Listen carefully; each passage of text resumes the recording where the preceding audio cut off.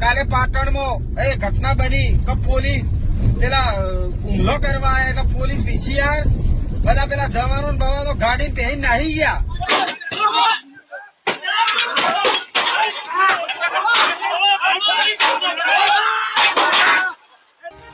તો નમસ્કાર મિત્રો, ફરીથી સ્વાગત છે એક નવા વિડીયોમાં. મિત્રો, 2 દિવસ પહેલા અગાઉ બની ચાણસ્મા તાલુકાના ઝીલિયા ગામે જે ભાવેશભાઈ ભાર્ગવભાઈ ફાર્મ હાઉસ ખાતે જે અસામાજિક તત્વો જે હુમલો કર્યો હતો અને 112ની પીસીઆર ત્યાં ઊભી હતી, પણ જ્યારે સામેના લોકો આવે છે ત્યારે પીસીઆર લઈને લોકો પોલીસ પ્રોટેક્શન હતું તે ભાગી જાય છે. તો સમાજને સમજ્યા જેવા લાયક એવો વસ્તુ બને છે કે હવે ભરોસો રાખો તો રાખો કોનો. તો મિત્રો, એવામાં એક આ ભાઈનો વિડીયો જબરજસ્ત વાયરલ થઈ રહ્યો છે મિત્રો, અને હર્ષભાઈ સંઘવી અને ઘણા બધા લોકોને ખુલ્લેઆમ પડકાર ફેંકી રહ્યો છે મિત્રો. તો મિત્રો, આ ભાઈનું શું કહેવું છે વિડીયો તમે જુઓ, પૂરો વિડીયો જોશો તો તમને ખ્યાલ આવશે.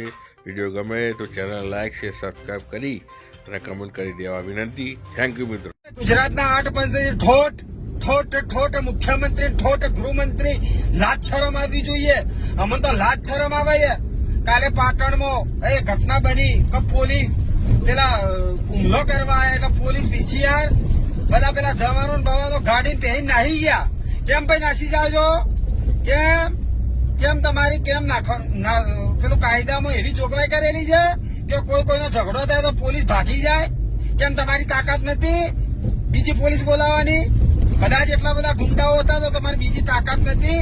હર્ષભાઈ સંઘવી, તમે ભડકા ફૂકો છો કે ગુંડાઓ તો ટોટિયા ભાજી નો તો આ ગુંડાઓ તમારી પોલીસ ને ભગાડી છે, તમારી પોલીસ ભાગી જાય.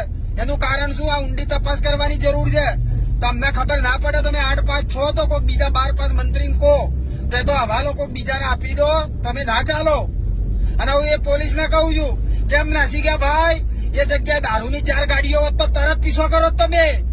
હા, તો એ ગુંડા મારવા આયા, હુમલો કરવા આયા એ પરિવાર ઉપર, તો તમે કેમ ભાગી ગયા? તમારી ફાટી કે તમને એવું હતું કે અમારે કેસ કરવો પડે, કોણ અડમાલો કરો કે તમારા જીવને જોખમ હતું? જોખમ હતું તો કંટ્રોલમાં કોલ કરી શકાય. તમારા વાયરલેસની સુવિધા આલેલી છે તો બીજી પોલીસ બોલાવી શકાય. કેમ ઉભી પૂછડીએ ભાગ્યા? આની સચોટ તપાસ થવી જોઈએ અને દરેક નાગરિકે અધિકાર છે આ અવાજ ઉઠાવવો જોઈએ.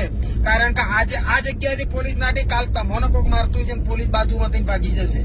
બરાબર? આ જનતાના ટેક્સના પૈસા પગાર થાય, ભાગવા માટે પગાર નથી થતો ભાઈ, એટલું સમજી લો. કોઈ પણ સરકારી અધિકારીનો પગાર દરેક ગુજરાતનો નાગરિક સંડાસ જાય ને એનો ટેક્સ ભરે. તમે નાહો, સાબુ ચોપડો છો ને એનો ટેક્સ આપો છો.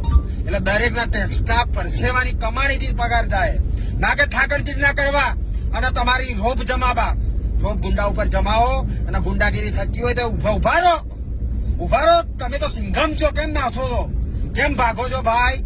સિંઘમ ક્યારેય ના ભાગે, સિંઘમ ઉભો રે ને એની ગોડમાં દંડો ખુશી ગાલે. આ બળે છે ને એટલા બોલું છું. જય માતાજી.